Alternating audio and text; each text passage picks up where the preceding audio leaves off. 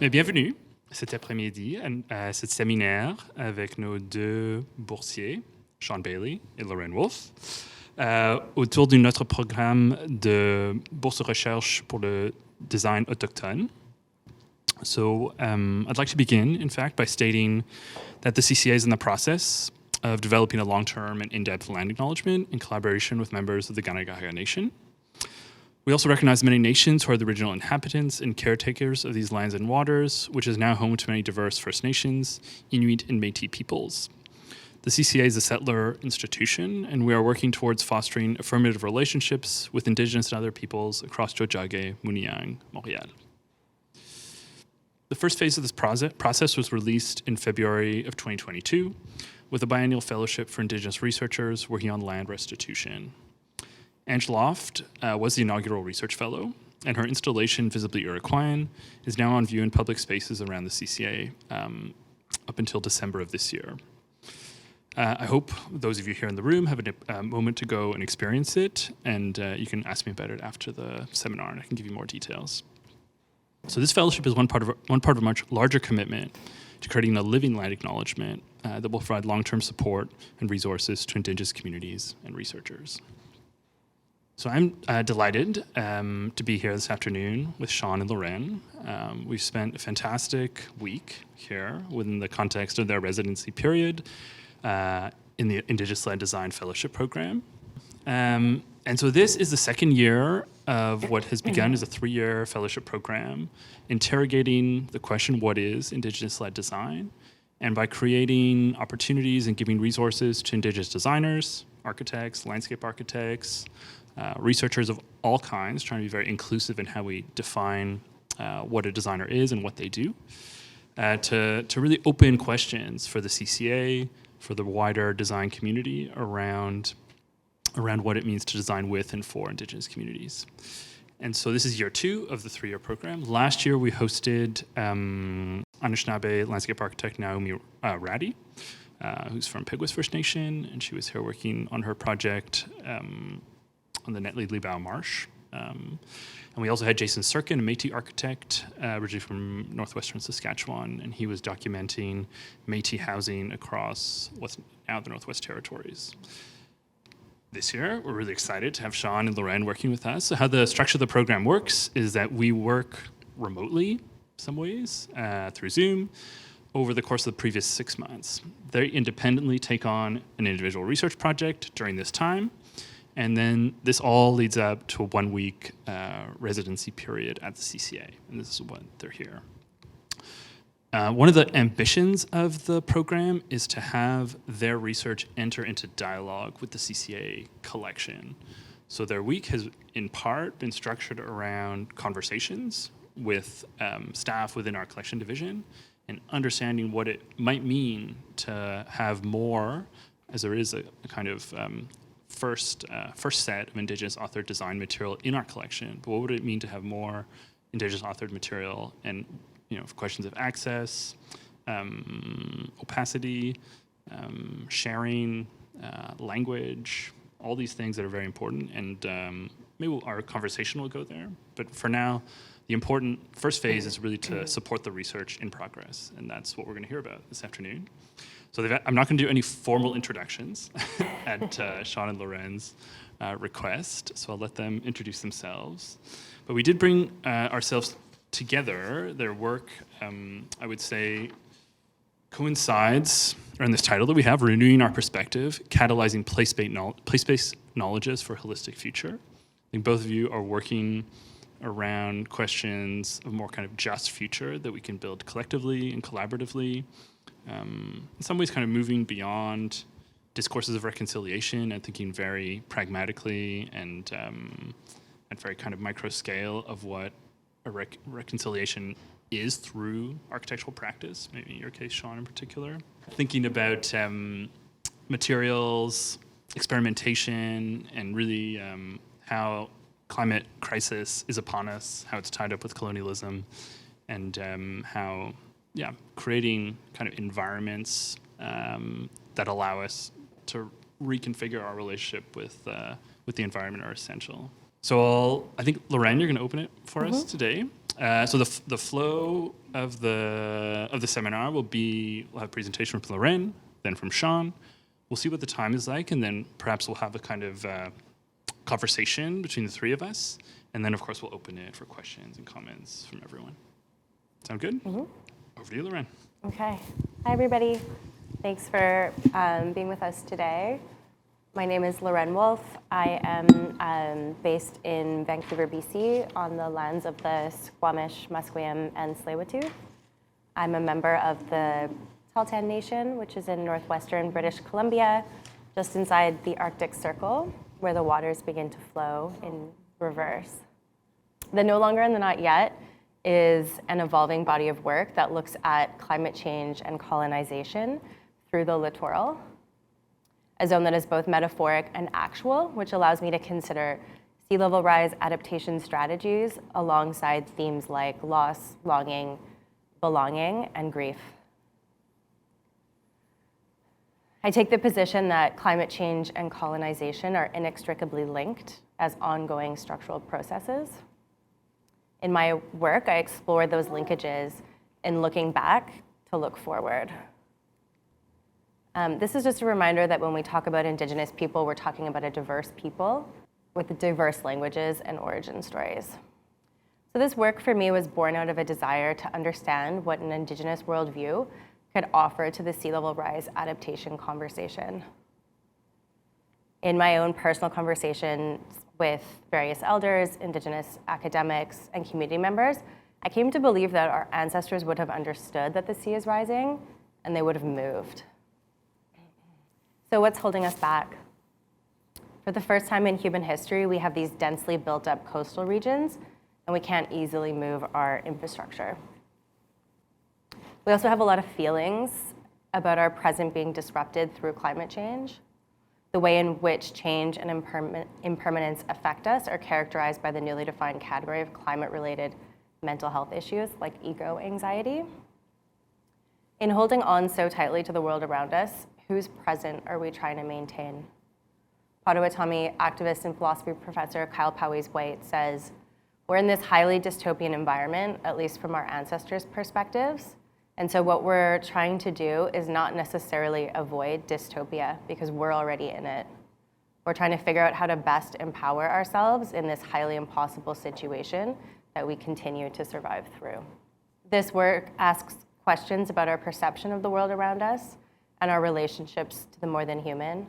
The work is process-driven and asks how we relate to the more than human and the material world, and how those relationships might be augmented to enable us to through the climate crisis. This work takes place in three overlapping and interconnected ways. First, through language's capacity to build worlds, how the words we use and how we use them defines our sense of place, and as importantly, our place within it. Second, through material experiments, exploring how the material world interacts with ideas like memory, permanence, and entropy.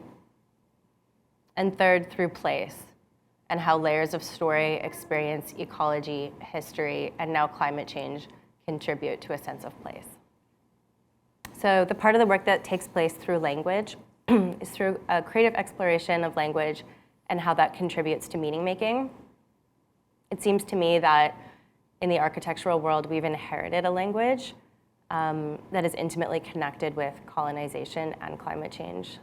So I collect words from art, writing, and academia that I'm compiling into a lexicon of place that I hope will contribute to enriching our understanding of place, the material world, and the relational systems in which we inhabit.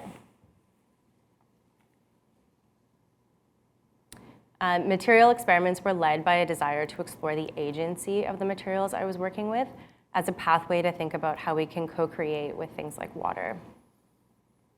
In this experiment, I was looking at water as a changing condition from a frozen solid to flowing water and the dispersal of sedimentary pathways.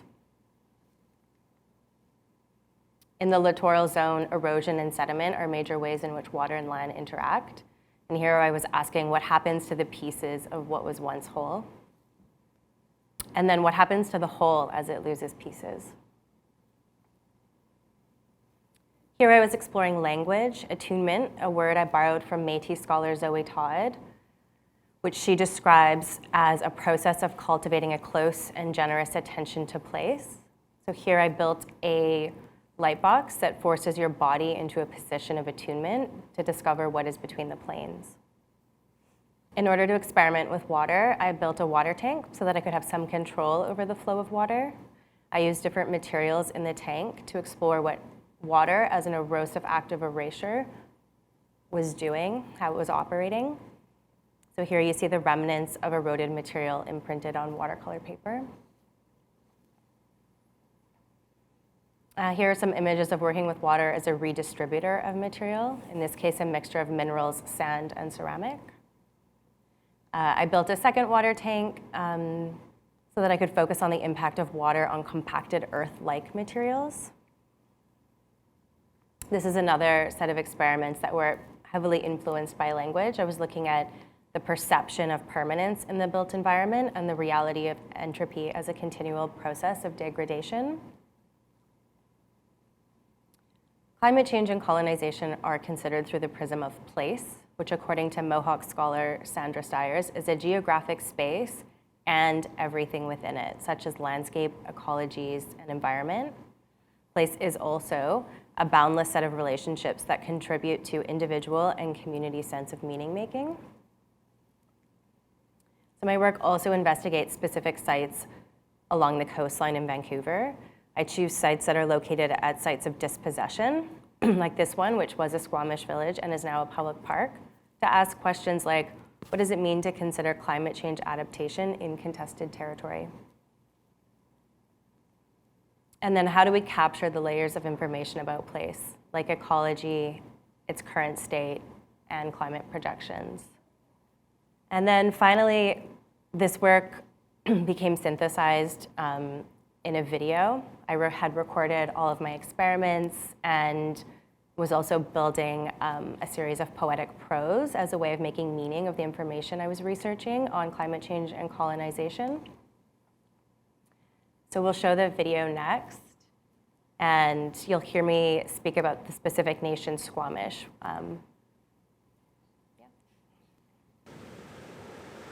This narrative exists within a multitude of worlds. The littoral, a place between two worlds, where land, water, and atmosphere greet each other in a generative mixing of unlike actors. Our place exists between, at the boundary of nature and city, an edge in constant negotiation, situated on land drenched and piled, transformed within living memory. It exists as Squamish land, stolen, expropriated, and bequeathed, sovereign. It exists as a public park. Within its tidy shores, our place becomes a multitude of worlds. We each have our own narrative relating to colonialism, complicit in a system set in motion in the lingering past that continues to haunt our present and render our future unknowable. Sometimes we say climate change, or the Anthropocene, or colonialism, when they feel like the same thing. One spun out of another in an enduring knot that we have not been able or willing to detangle. Land, water, and atmosphere have been in conversation for time immemorial. When we don't know how to locate the beginning, we say time immemorial. It might make you think of forever, as in, forever, this is Indigenous land. In this forever, the past is the present and will be the future. They coexist, cyclical and interconnected.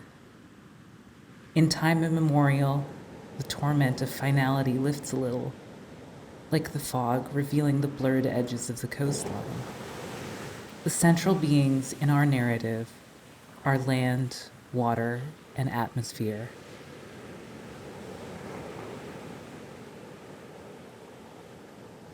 Land feels like the beginning, the base upon which everything else rests within and between. Quiet in their stoic endurance, you might like to think they are a non-partisan participant to this narrative, but they are constantly pushing out, up, and across searching for room to stretch. Earth is the register in the story, benevolently endeavoring to hold a boundary while acting as a register. Water feels like the boundary between land and atmosphere, flowing freely between the two while skipping across and plunging within the land. Nebulous as they mischievously search for new places to visit, scratching, etching, forming and unforming the land as they casually sweep across it. Water is the transformer in this story, gleefully transgressing our sense of boundary, a disruptor and creator of chaos. Atmosphere feels expansive, as if they are constantly reaching toward the cosmos, revealing our aspirational desire to feel boundless while we remain tethered to the land. Atmosphere is a mostly oblivious, shape-shifting accomplice, transforming, transporting, and depositing water in vast quantities. Atmosphere is the metamorphosing collaborator in this story, amplifying the transformer nature of water.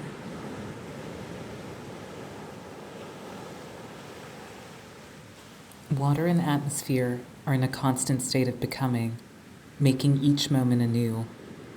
Land, the beginning, also becomes the end, an eventual cemetery for all beings and things, a not-so-final resting place where tiny beings, mycelium, critters, and microbes work to absorb and transform, reweaving the past into the future. Climate change inserts their influence over land, water, and atmosphere's everlasting conversation, offering a new staccato beat, a sense of heightened chaos and disruption, urging water to re-inhabit old lands, reclaiming millimeters that become meters. Time takes us to the horizons of the past, present, and future. Time, our human-centric littoral, those unsettled and fertile grounds where finality reigns supreme. Entropy claims a worldview of irreversible time and continually degrading space. This notion of entropy describes the inevitable unraveling of the world around and within us. Decay becomes a constant, replacing permanence as the one steady promise of this world.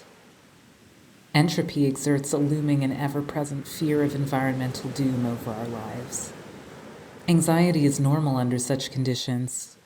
So is sadness, grief, guilt, depression, and anger, all driven by our worries of an uncertain future.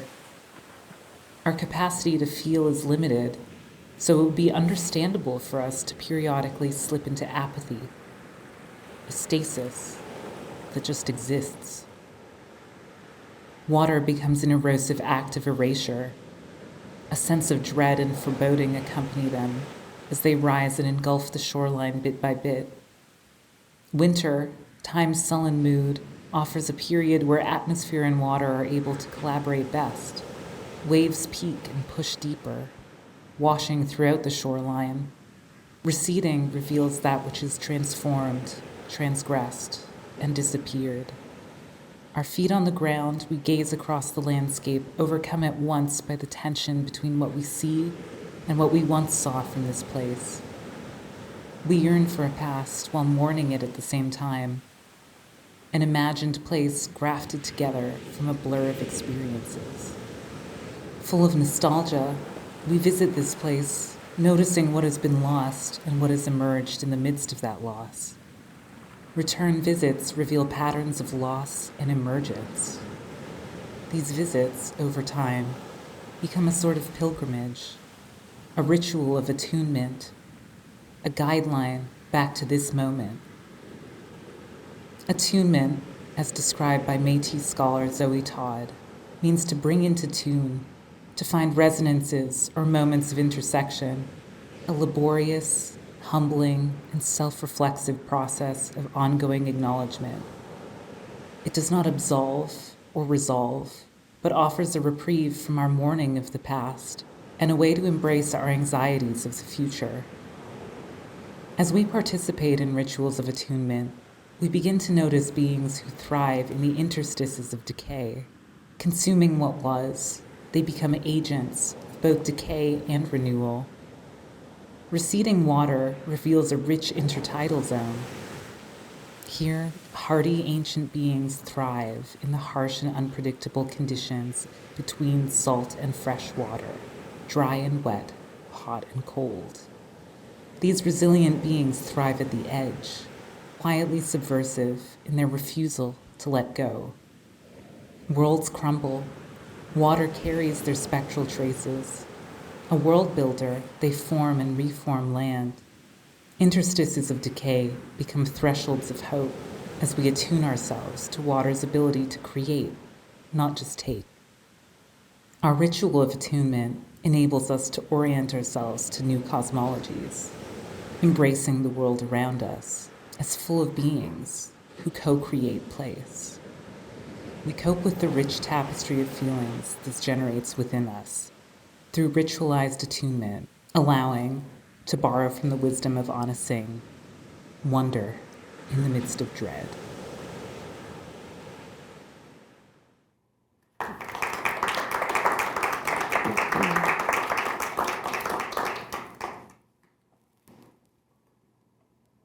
Thanks for sharing that, Lauren. We'll talk more about it, of course. But I think now we'll go to Shawn. Okay. Yep.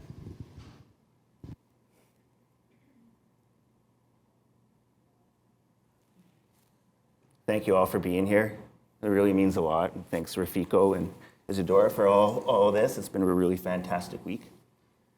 Shawn Bailey. I'm a member of the Métis Nation in Ontario, and I always feel weird for saying that. I come from Indigenous descent, but I also come from Western descent. So I'm somewhere in the middle, and I'm trying to navigate what this means. I was born and raised on Lake of the Woods, just way at the end. This was our playground, so we took a boat to school. We drove on the ice road. My dad made a boat that was a flat boat with a homemade propeller on the back that transversed on ice and on shore. So we had a really amazing way of growing up on the land, and that's one thing that I can say is that I am connected to it and sort of what that means. 5 years ago, I was hired by the University of Manitoba as the Indigenous Scholar, Assistant Professor, cross-disciplined in engineering and in architecture. And my contract said that I am to insert Indigenous knowledge and ways of knowing into engineering and architectural curriculum. That's it. And so how do you go about navigating that world? What is that world, and what is the world that they're looking for? And why are they looking for this world? So as we talk about worlds, I'm just going to share with you two world views that are really important. And scholar Vanessa Watts, really translates this very, very well. So, Indigenous place, thought, and agency amongst human and non-humans. On the left is a depiction of how Anishinaabe cosmology might be represented. On the right, a process by which Western meta-understanding can contribute to colonization of these indigenous cosmologies. The visual on the left describes the animate nature of the land. The animate goes beyond being alive or acting. It is to be full of thought, desire, contemplation, and will.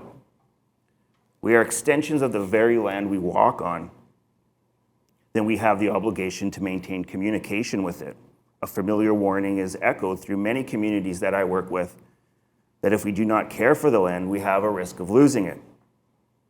Western thinking has disrupted our ability to communicate with place and has endangered agency amongst Indigenous peoples, arguably the mess we see ourselves in today. Now, I don't want to take this talk as a negative, because there's powerful opportunities in both worldviews of seeing. Here, the world is described as being distinct from what the world or what constitutes it. Thought and ideas are reserved for the one perceiving, humans. All other objects, actants, or beings in the world may have an essence or an interconnection with humans, but their ability to perceive is null or limited to the instructional or instinctual reactions. The divide removes the how and the why out of the what. What is left empty and readied for inscription.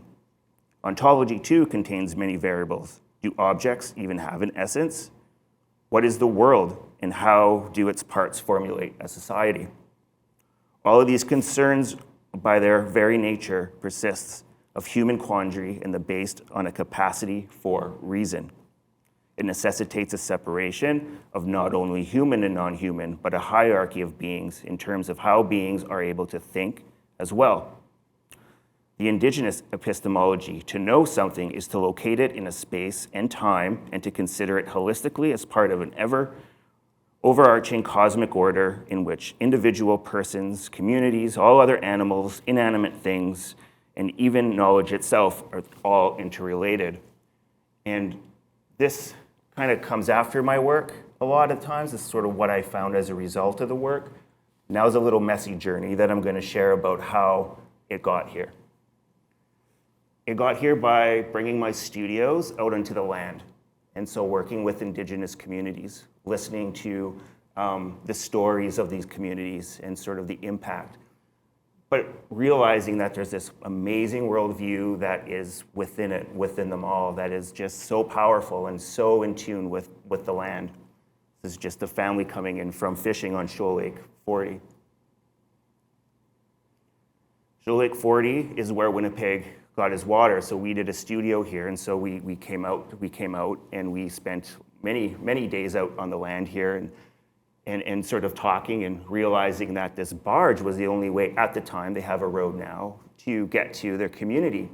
But you hear the severage, you hear the stories that they can't even drink their water, but they use water bottles. But because there's no road, their garbage in the last 30 years because of plastics have just skyrocketed. And so it's this way of seeing the urgency and also, allowing the students and sort of myself begin to see this from alternate perspectives, the good, the bad. And as we build relationships, the communities are so amazing and they invite us into their home. We are partake in ceremony. This is a powwow that they had at their local arena that they invited all of us on a separate weekend. This is, us waiting for Roxanne, Councillor Roxanne Green, who is late, but then, the delineation of time. You ever hear of Indian time? Indian time offers so many opportunities that just go unmissing. For example, because she was late, we got to go to that teepee, to the sacred fire for the ceremony, and the elder in the plaid asked us who we were, and we had this really amazing, powerful conversation about residential school. He was a residential school survivor. So having the students engage that firsthand is just so powerful and so amazing. But it's also a teaching of letting go and trying to be so controlled and just being who you are.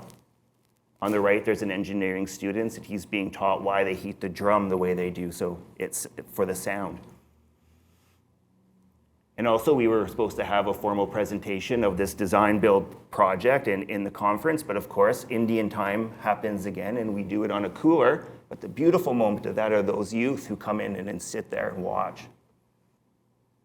Then the design build architecture. So basically, we prefabbed, we worked with the community, we prefabbed everything at the University of Manitoba, and we funded them to do the slab on grade and all the concrete work. And so we sort of met in the middle and put this thing up together. The most awkward situation ever when you arrive. Community on one side, students on the other.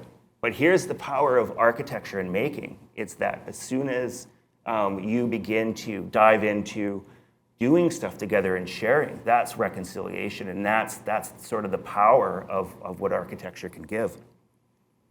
And so here's the first bent going up. It wasn't even about the architecture. It was actually a really messy thing. It was engineering and architecture students trying to sort of collaborate, but it was this beautiful, powerful moment where many groups came together to make this thing. And this is when the bent first went up, and we were so excited. It was just so powerful. Like it it really changed the whole spirit of the place. We've been running studios for 5 years in communities now, long-term ones. So Shoal Lake 40 has been like 4 years, and you know that you always know when you're accepted in a community is when they tease you, and they tease me. We go to their schools and we try and engage their youth as much as we can. We also have now been able to take part in ceremonies, so we're invited for sweat lodge ceremonies and trying to experience that world as well.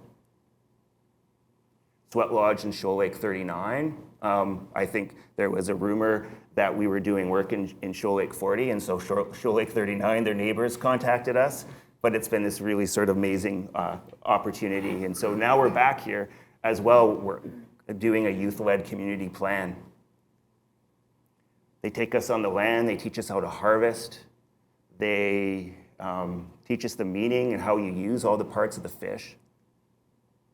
And this was about a month ago. We're now working with KCA, which you'll hear about in a bit, which is 8 different communities. And what we do is this idea of artifacts and this idea of gift giving and trying to build relationships inspired from sort of the messy start of the other project. And each student sort of makes something from their culture or from their story and gives it to our partners. And so we line up and they give, and it actually makes this beautiful, powerful exchange.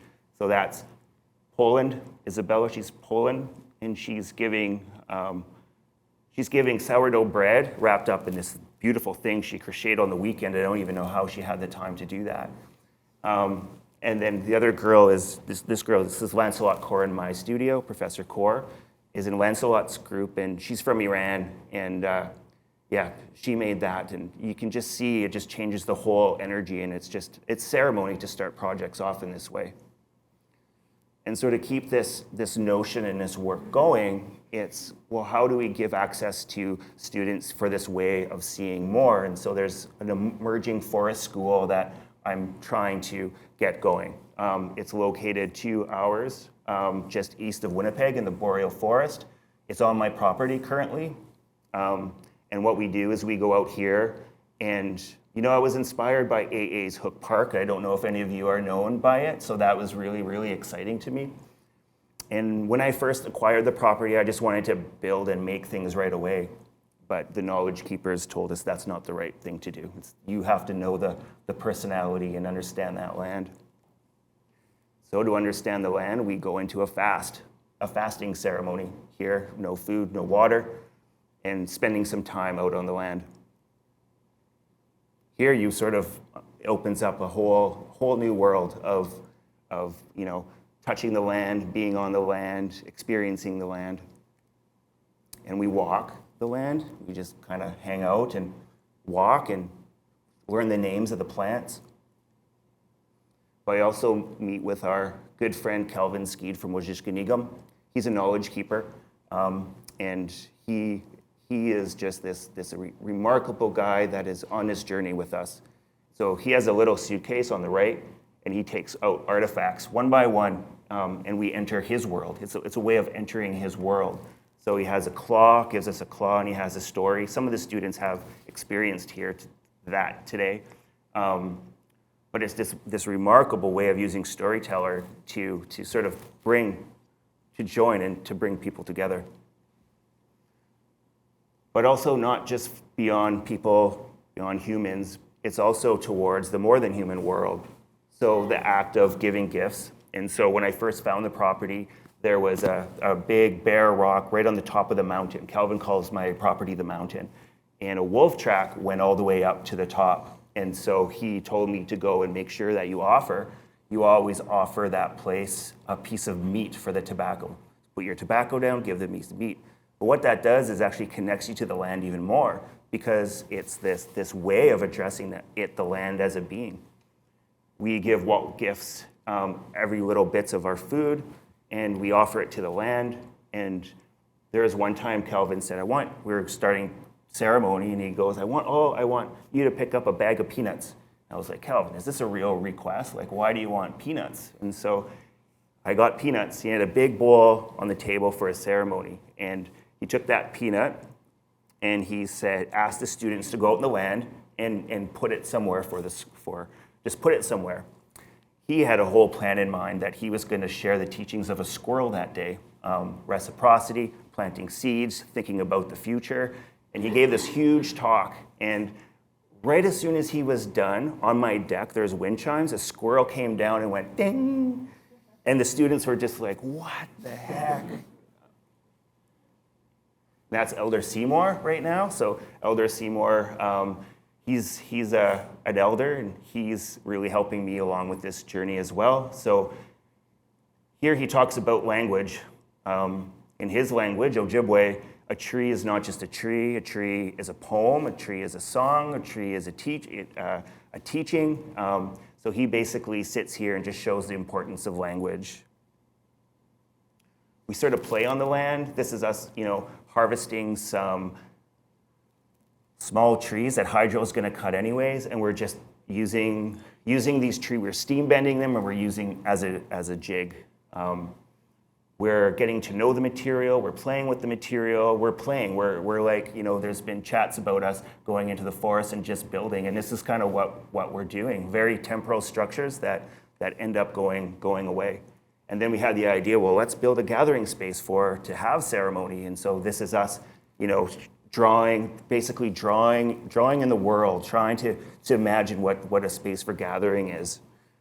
This is engineering and architecture students, and also, there's a few Indigenous students in this course as well.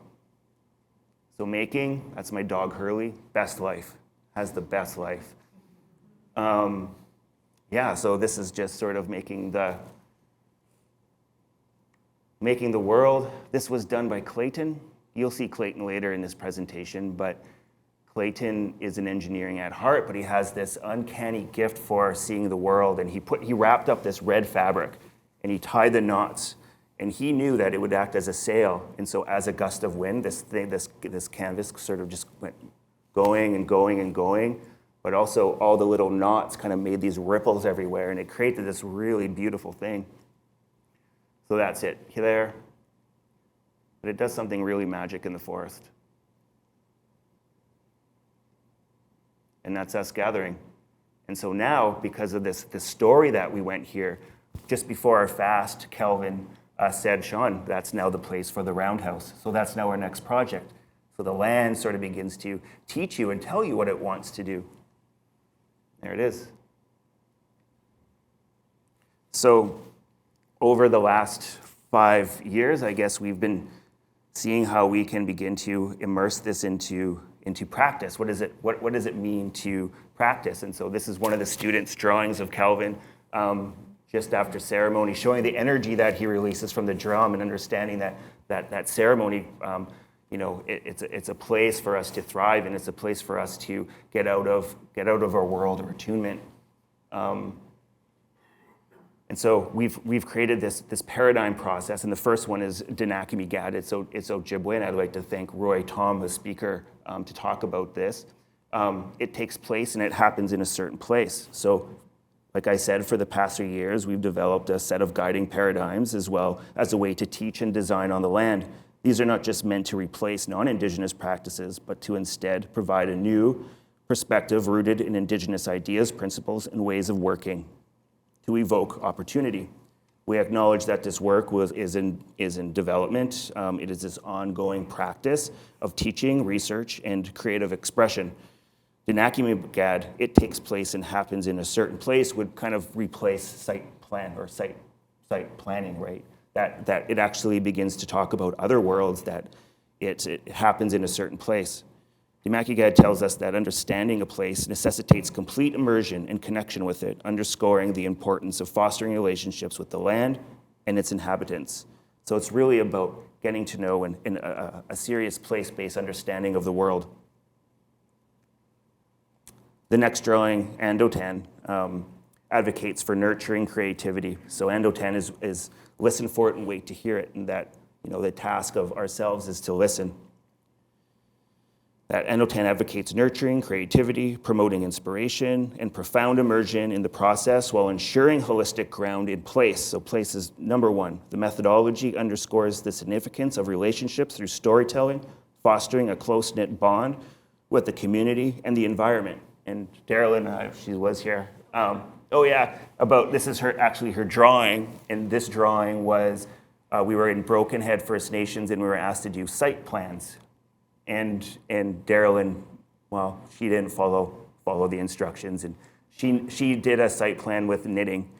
And this drawing was so amazing because what it do is it provoked people to enter Darylyn's world, and I have a picture of her in sort of this conference area where she has elders gather around her, and that was the pivotal point in your project because they just kept talking about the past and the youth.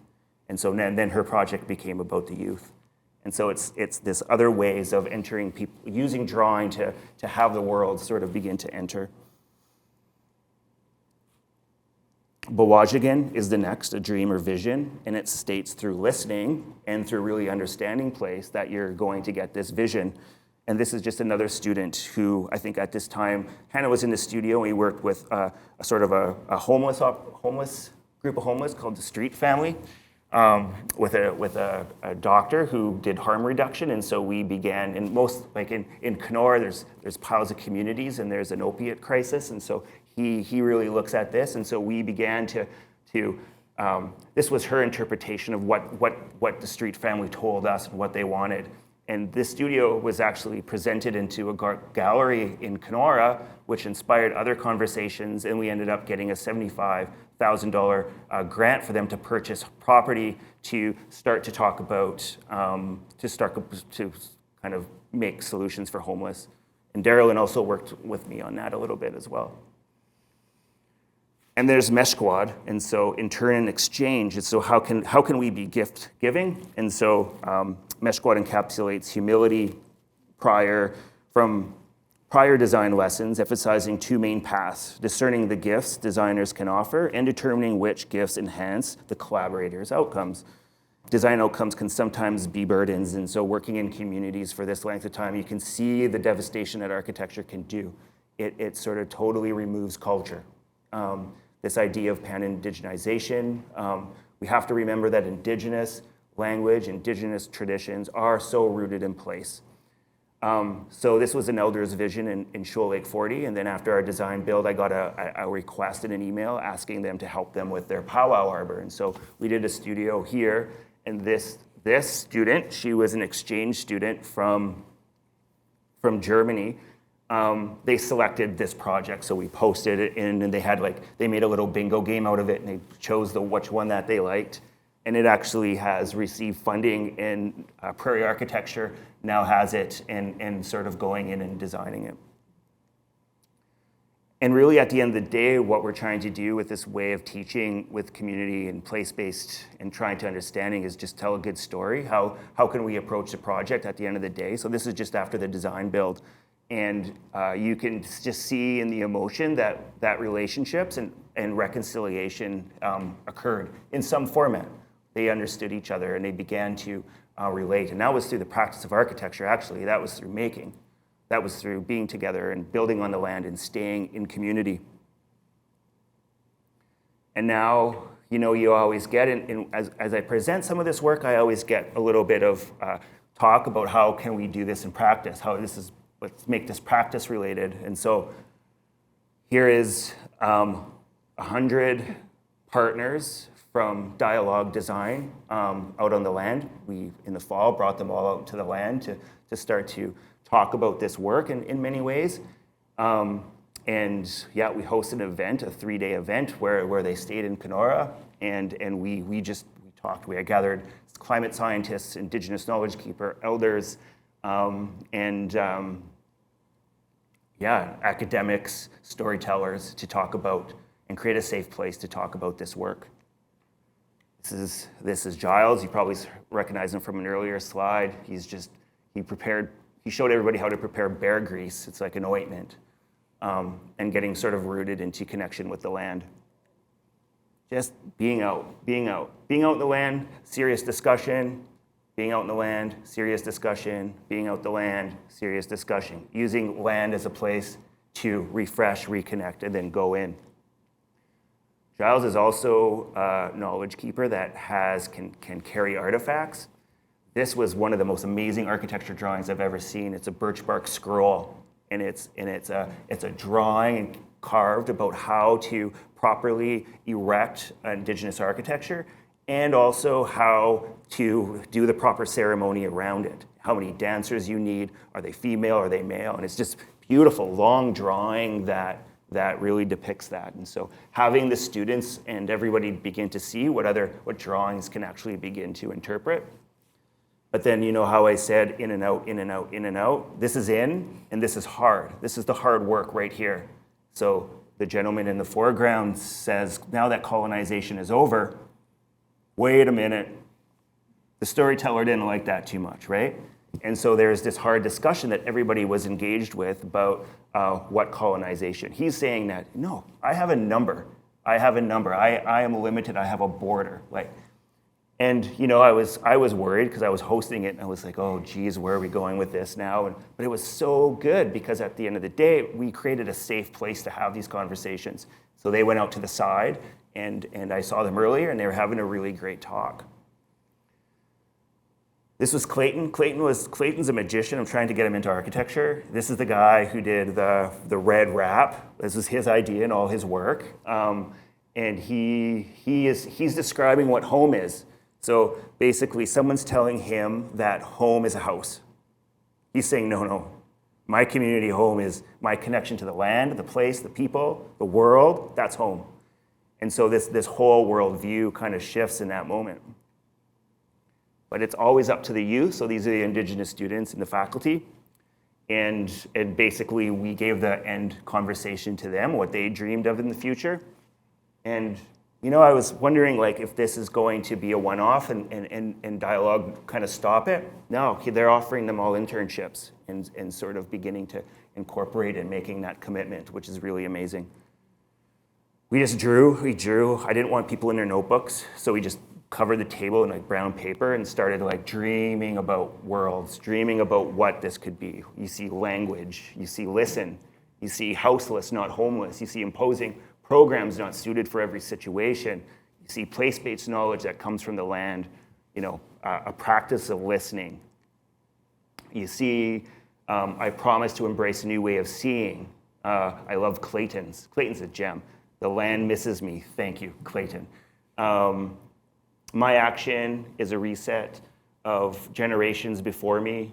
And it's just these words and the nature of this conversation just came out naturally. Dialects of place, understanding that place has so many dialects and is actually, through language, is the imposer of dialects. I always give this example. The community really sort of probably 20 minutes away from Wajishkanigam, Washagamis Bay, has a different dialect because of the river. Tell a good story. And that's the end.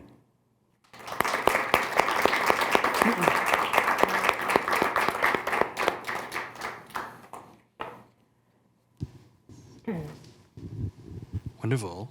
It was a good story, Shawn. Thank you for sharing. So I thought I would start with the first question. My sense, I kind of feel vibration from the audience that people want to jump in, especially with some former students here. I feel like there's kind of... I don't know. I'm feeling it, yes. But I think I'll open it just so people can kind of sit with what you've both shared. And also I thought I would start... with a question. We've had many conversations over the course of the week, and I think what our conversations have often come back to is how both of your work redefines this relationship between, or redirects a relationship between architecture and land to one premise on relationship between architecture and place. I think you both shared this in really powerful, but also really quite different ways. And I wonder, maybe I'll start with you, Lauren. And I'd question partly also with students here, thinking about how that relationship, architecture and land, architecture and place, kind of transition between the two, how that might have unfolded through your own educational pathway, like did you navigate that within, let's say, the kind of classes you took, studios you were in, against it in some ways. Sometimes even in that friction, your own creative practice can emerge through that friction. But I wonder, if you would come to talk around the process that brought you to redefine that relationship, because often, and I think even here at the CCA, we kind of focus on land as a identity-based relationship across different Indigenous communities, but shifting that narrative towards one that is more place-based is, I think, where the two of you really overlap. But I wonder, so you could talk about kind of narrative within your own educational pathway and then how it moved towards that. Yeah, I think it's an area of research that I sought out once I had the time in school, largely because so much of the way in which we were being taught to work through, site and site studies, sort of sitting uncomfortably for me with my own just experience working with First Nations communities and my own experience being on the land. And I couldn't articulate for a long time why it didn't feel right. Mm-hmm. And so, it was really a process of, as my lexicon of place and my poetic prose was really grasping for a language to describe the way that I saw the world, and because it was becoming really apparent that it was different than the way I was being taught to see it. And is that because, it seems so funny of talking to this when there's no application. And is that partly because of the kind of, even in the way that you described it, the kind of not thinking about a site plan, but thinking about a way of kind of being in place thought? And is that, did you kind of hold that within? Because also, I know at University of Manitoba, you could say there's a kind of longer lineage of incorporating Indigenous teachings within the curriculum, partly through you, Shawn. But I think where you were at UBC, mm-hmm. I think is a different context. Mm-hmm. And so did you feel like this was something you had to carry within yourself in a way? I think I just kept misinterpreting prompts, and showing up with, a site study that was, a historical narrative of dispossession and, climate change analysis and an ecological systems kind of review. And that's not what we were being asked. We were very specifically being asked about topography and, to have gone to the city and gotten city plans of. So, I think it just became apparent the longer I kept misinterpreting prompts that I was doing something else. Mm-hmm. I don't know. A similar kind of, not a kind of dissonance, but I think I'm still fascinated by Hook Park for you, Shawn, as being this kind of catalyst place in relation to the forest school. There's this kind of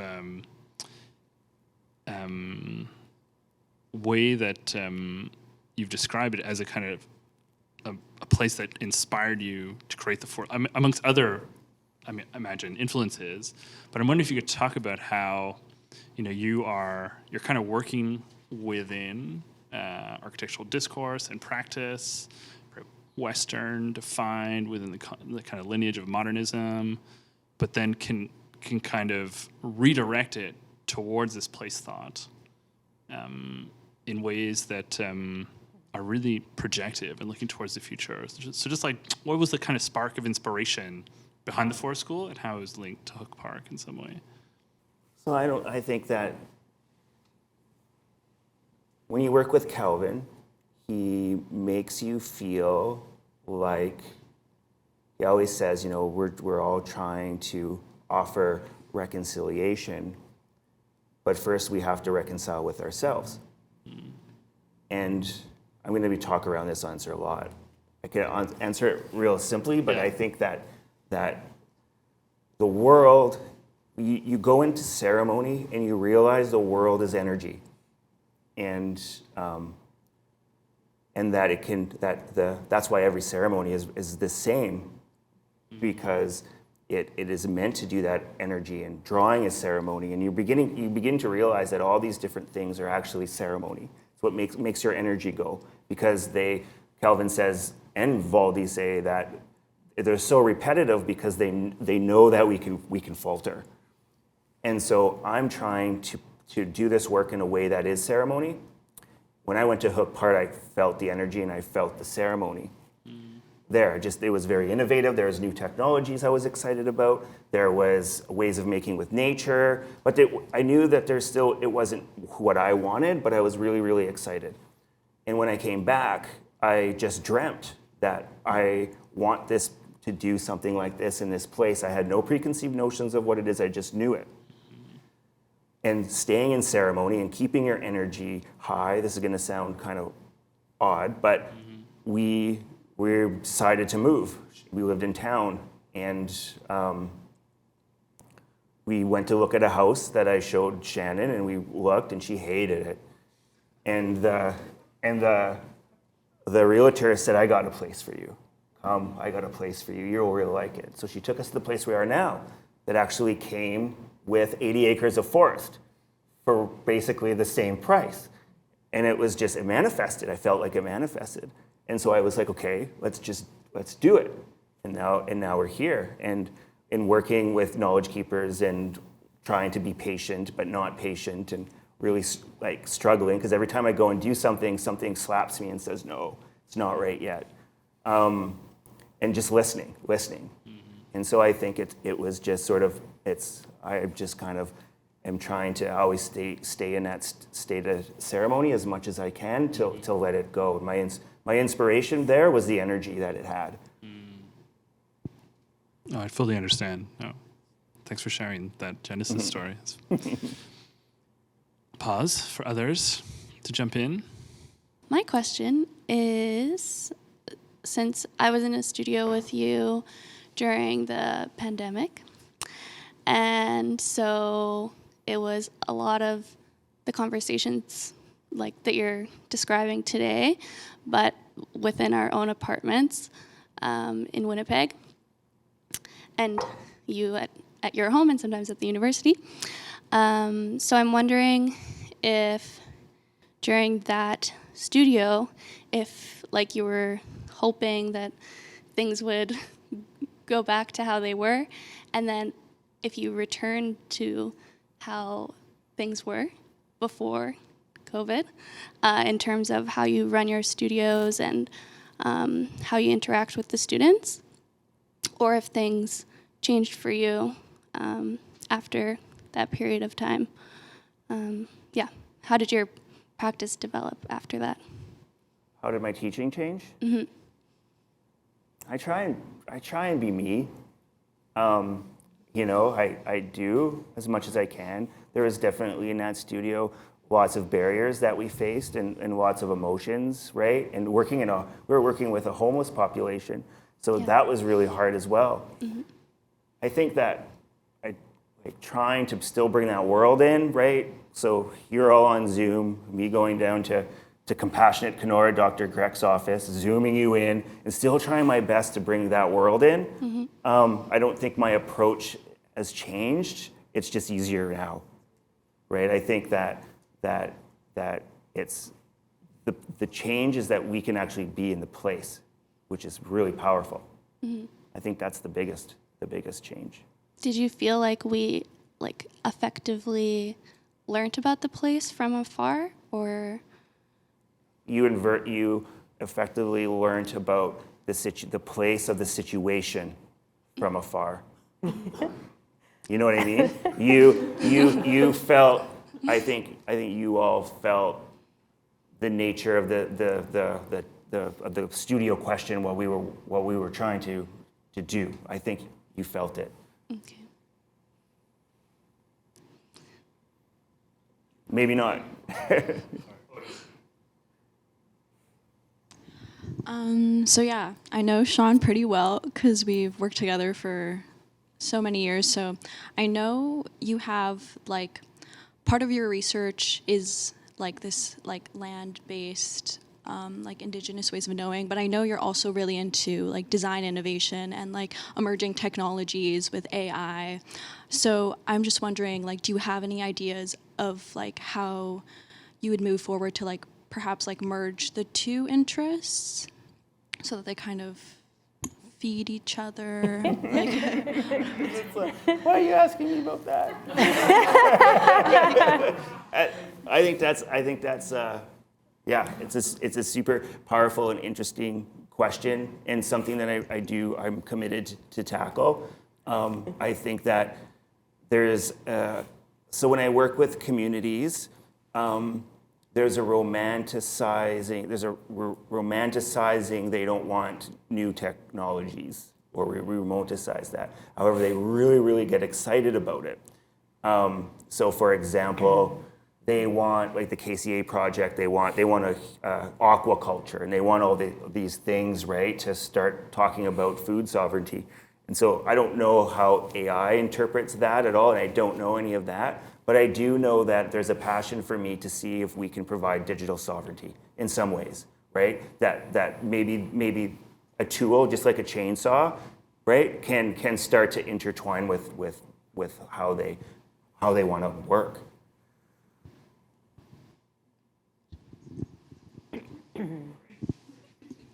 Thank you both for your presentations.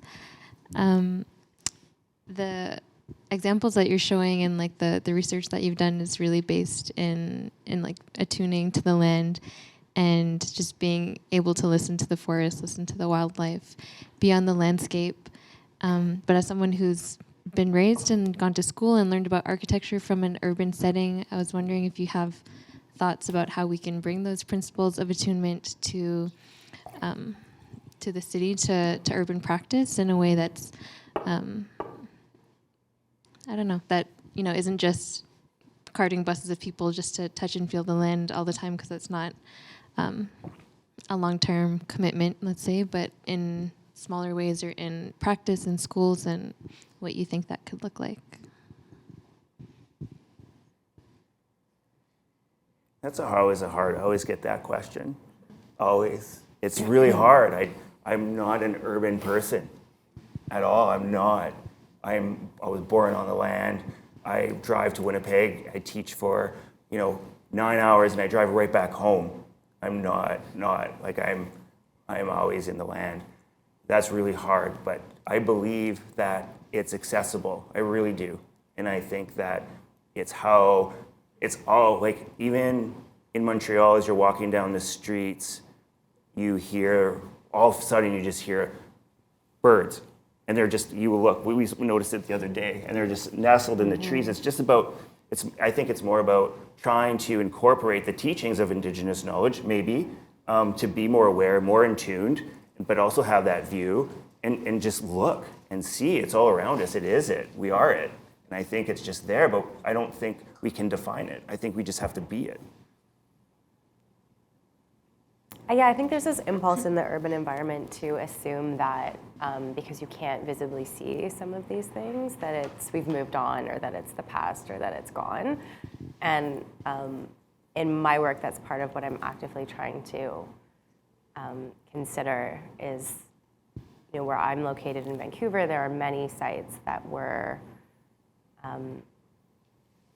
thriving harvesting areas or villages, and just because you can't see it doesn't mean that that's not still present. And I think for me, that's one of the ways I'm trying to consider is through climate adaptation. If we have to augment these spaces already, how can we consider that and use that moment of change to catalyze into a friendlier future?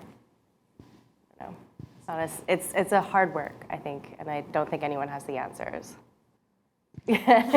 Yeah.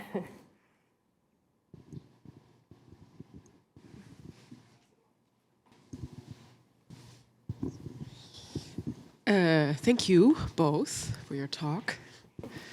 Really interesting. again. And so in this week, we've been talking a lot about how to, let's say, archive Indigenous knowledge and so forth.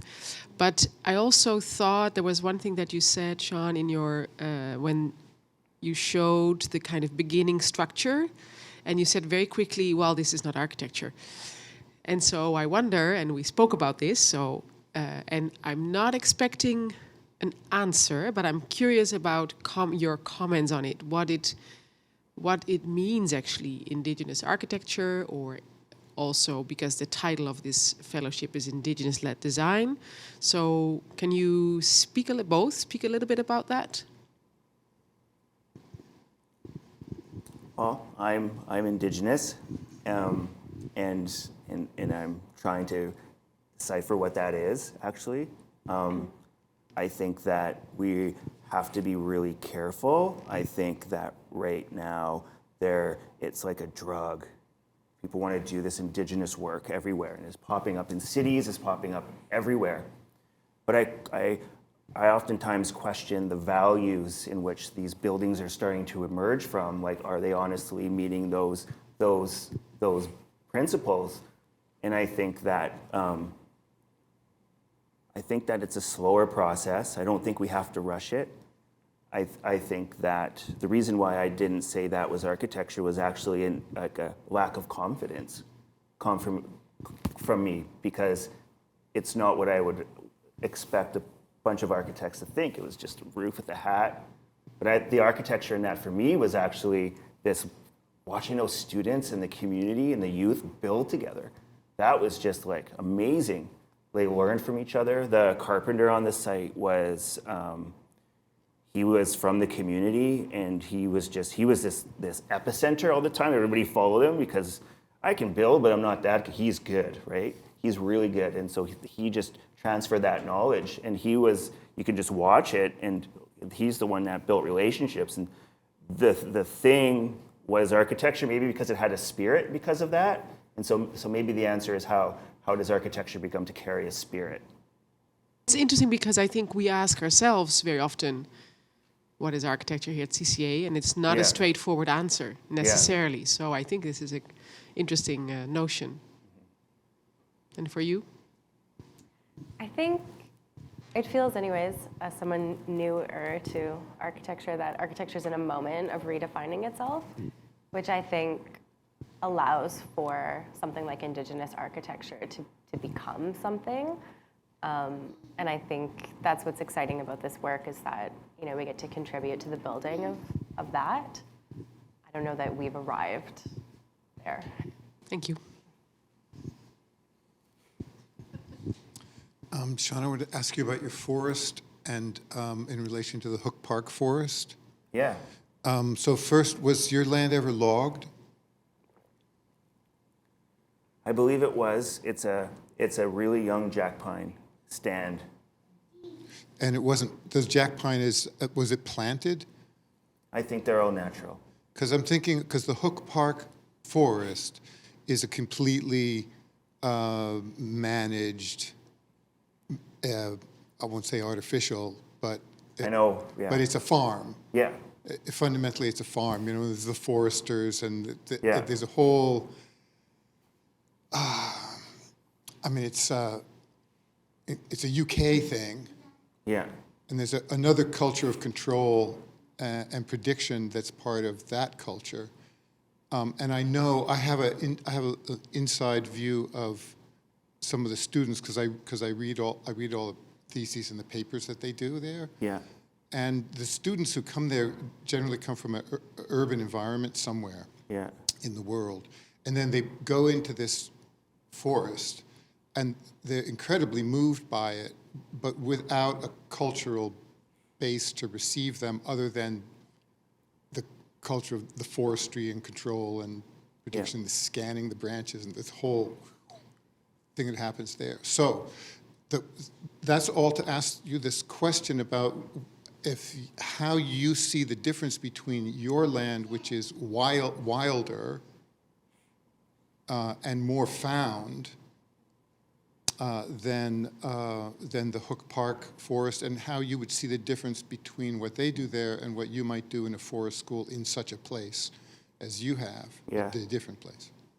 So it's sort of happening. It's kind of like, because it's been a slow process and just little projects that sort of disappear eventually, that we've been starting to feel and understand the personality of what this land wants through the narrations of just being on it. We walk up the same pass, like in the summer, it's just all blueberries. It's a hill of blueberries, and so I think what I believe is the right thing is really to begin to understand what it is, and then have interventions support what it is, rather than having things just be on it.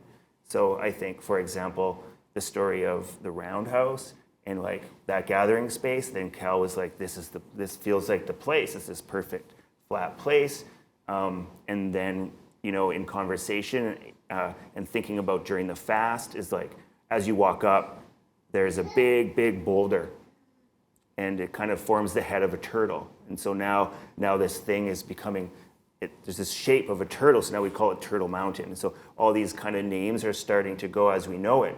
And that's the struggle, because I think if we start to do the Hook Park kind of architecture on it, that conversation is beginning to lose. And so I guess the question is, well, what is it that it wants? When we talk with Elder Seymour, we ask him, what do you think about sustainability and climate change? He just says, I don't know what this all is, Shawn. We just built what we needed. And so maybe that's what it is. It's build what we need to do the work and just be on the land, I think.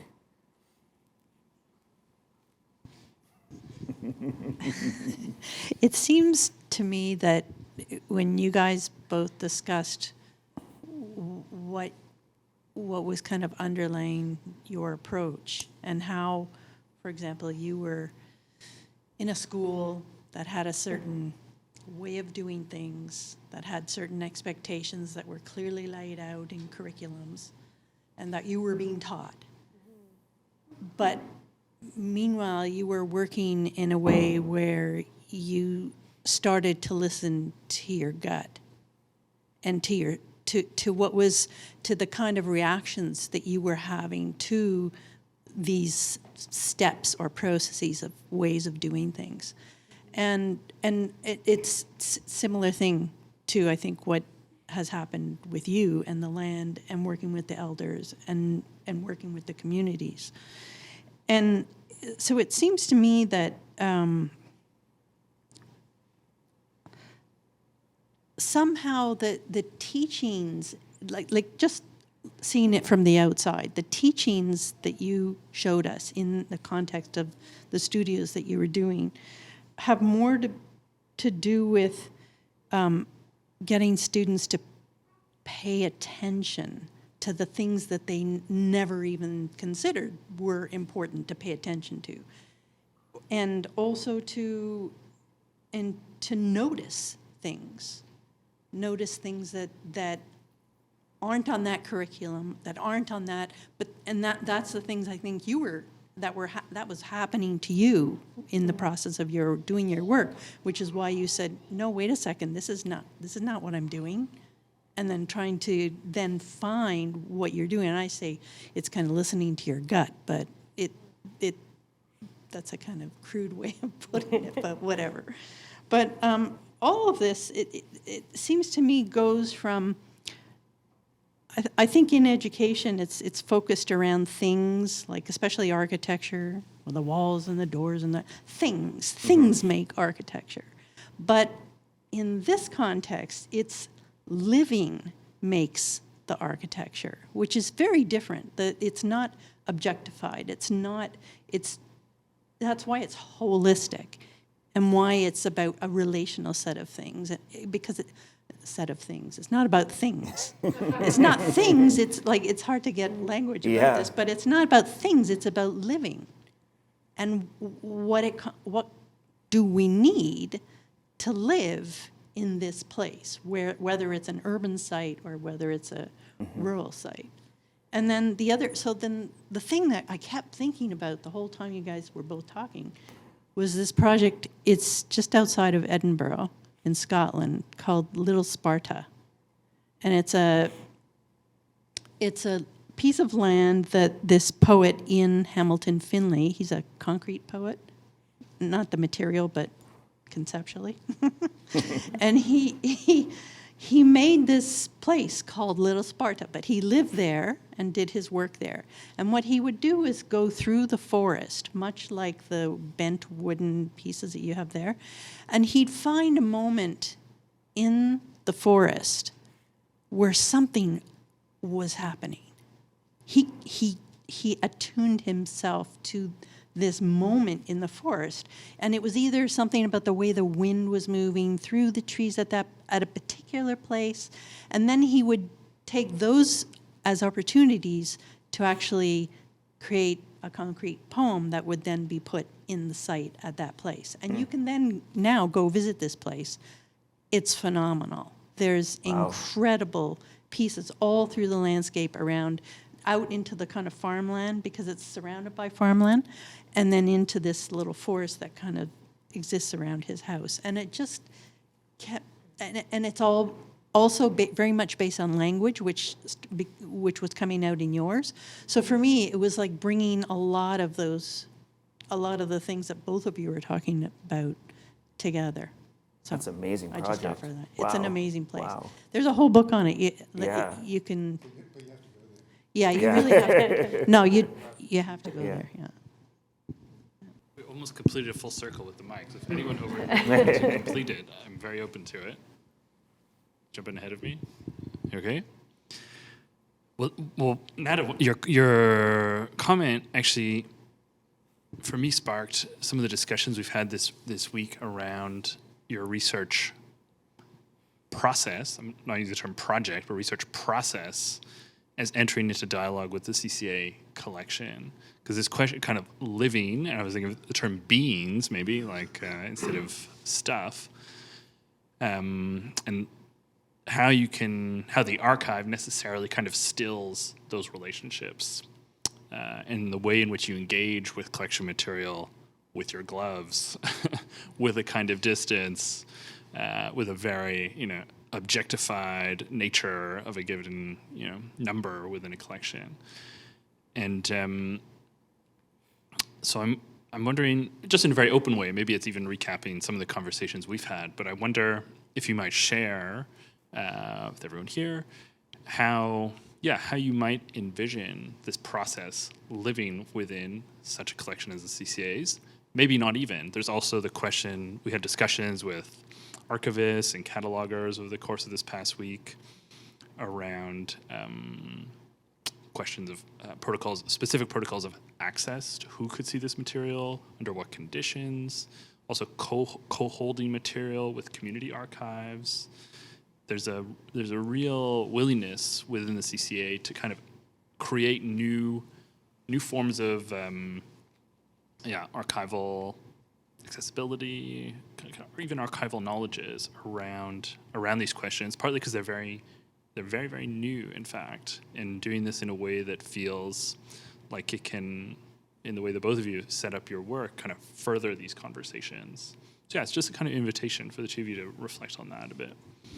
Well, it was really refreshing to know that it didn't have to be a closed thing to give, that it can be a work in progress, and looking back at the others' work.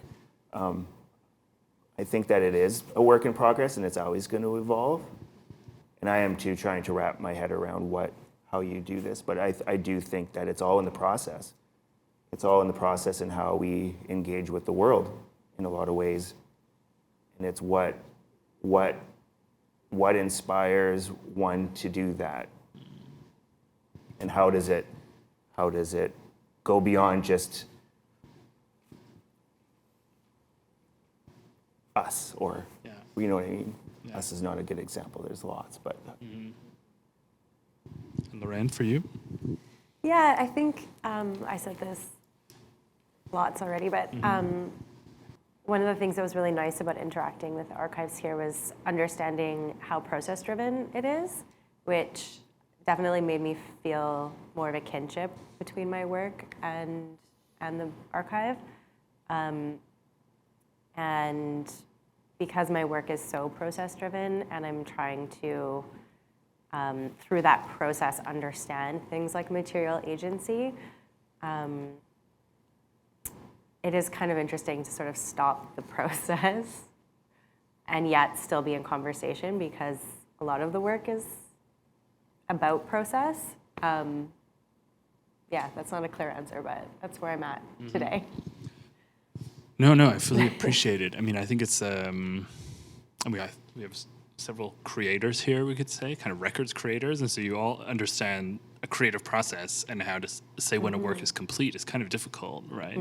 And architecture is obviously no different. And I think this is one of the ambitions of the program, was really to start to in some ways change, I don't know if Martina, if you'll agree, but the kind of very nature of the CCA collection as one that is actually very much, that is more open, that has this kind of open orientation, that has a more kind of like our Living Land Acknowledgement Project, kind of living quality.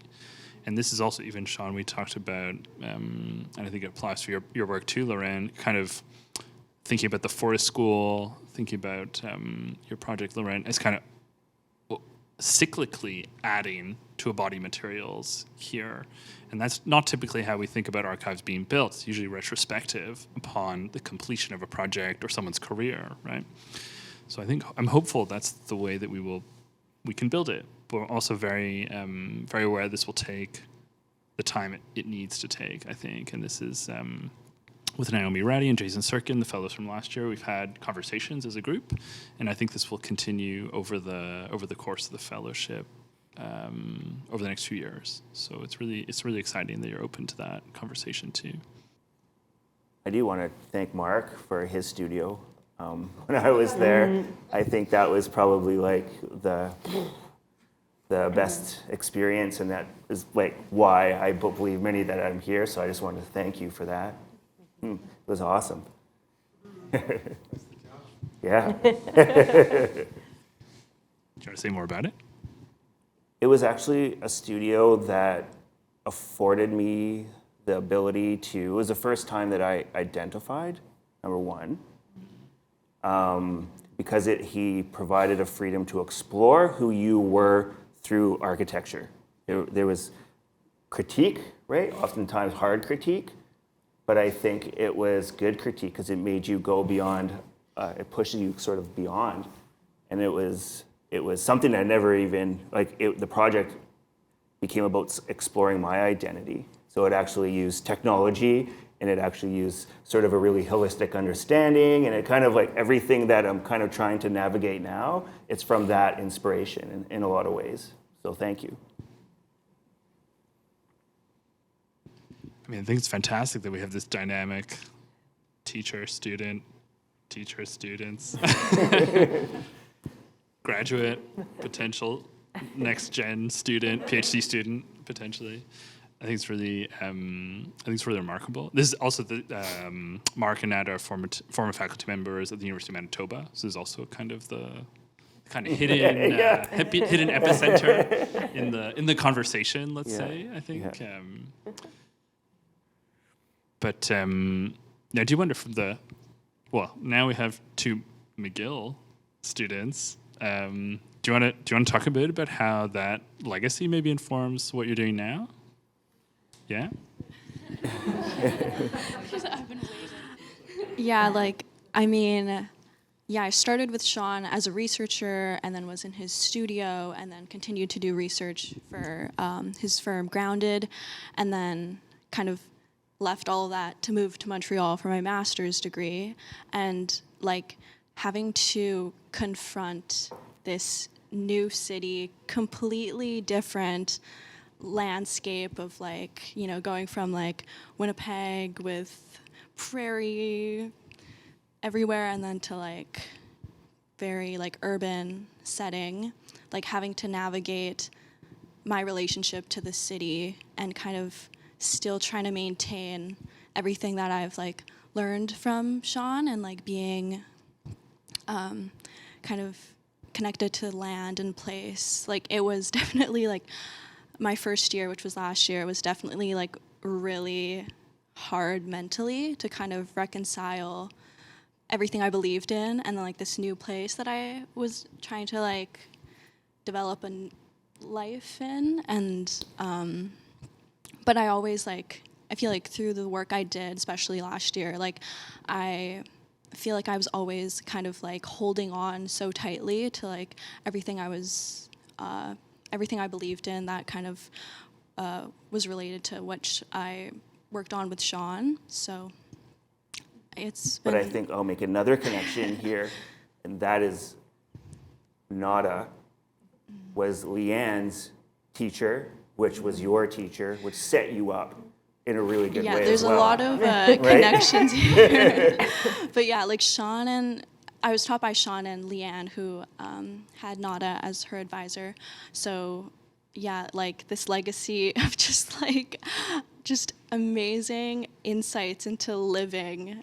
Like I feel so thankful, and like especially now that I'm graduating this year and I'm confronting like how I'm gonna approach my own career and how I'll go about operating within the world of architecture. Like it's been such an incredible journey. So I thank Shawn for that. I had the same pipeline as Darylyn, which was Leanne Vanessa's studio, and then Shawn's studio, and then McGill. And I actually only recently realized, this is not any professor's fault, the sort of judgment that I was putting on other students in the way that their work looked versus mine. Because the first year of McGill, it started off with the comprehensive studio. So I started to feel as though Darylyn and I were very different from the other people in the class. We were working in groups, which I think a lot of the time people feel uncomfortable, especially like none of us knowing each other, to show their creative sides and to draw things in unexpected ways. So it's only this year, in the sort of more thesis year, that I'm starting to realize how different everybody is, and how I think our greatest skill, Darylyn and I, is to be able to talk about the things that Shawn is talking about, and to talk about representation as something to be challenged, but that all of the students have the capacity to open up and find their own practice within school, which is delightful to learn. Yeah. And maybe, well, to close, obviously I want to give Lauren and Shawn the final word. But actually, I think, Lauren, your work, as both of you were speaking, I was putting this in relation to Alex's question. In some ways, like I feel like kind of the way that you experiment, Lauren, is in that language that you're all kind of looking for and building. I mean, I don't know if you felt that resonance, but that was what I was kind of hearing. Was a kind of way of exploring against structures that you might be experiencing within, your current curriculum. But I think, I don't know, Lauren, did you feel that? Do you have advice, like, on kind of how to kind of affirm this practice? I mean, it's kind of going back to my first question a little bit, but I wonder, I mean, I know now you're thinking potentially about graduate PhDs, further research, other, like, probably likely quite different research potentially. In terms of the film you shared and this kind of space of experimentation, and of course, like very materially, the light box and the tanks that you created to create that, to kind of hold those experiments. So I wonder, if you had advice on that level. I just think the most important thing is to follow your impulses.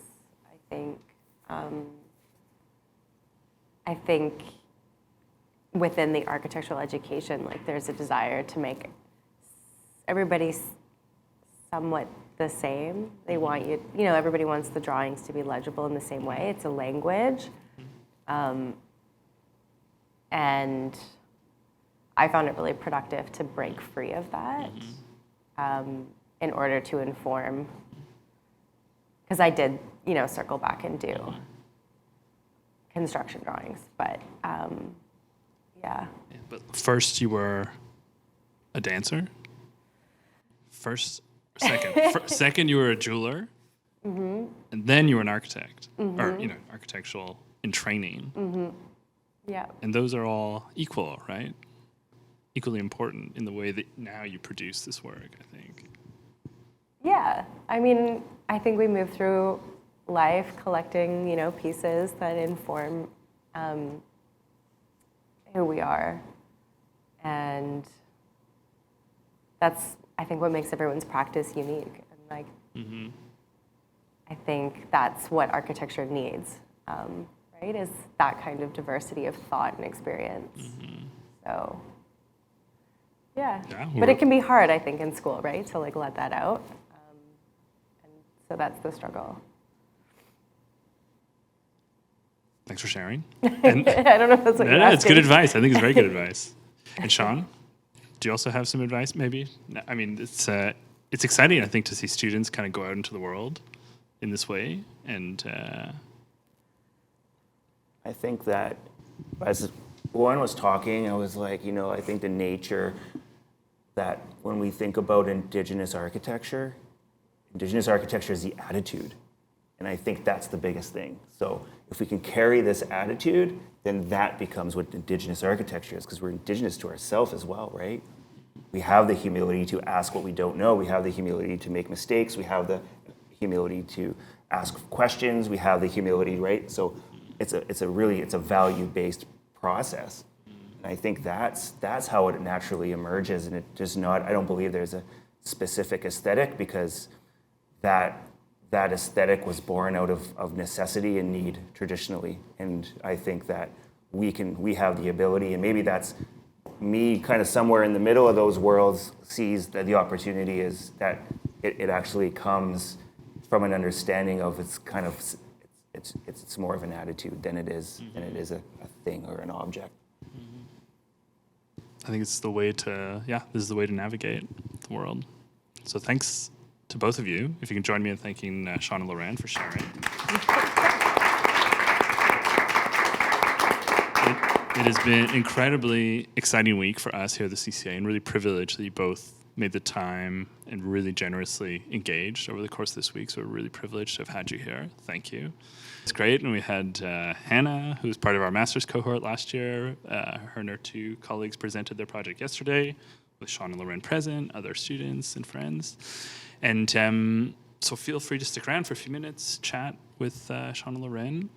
Thank you as well, to the public team, Pedro here, Isadora from Research and Publications, our coordinator, Phil, and everyone doing the camera and sound. But thank you for being here. And really, if you have questions, stick around. So thank you.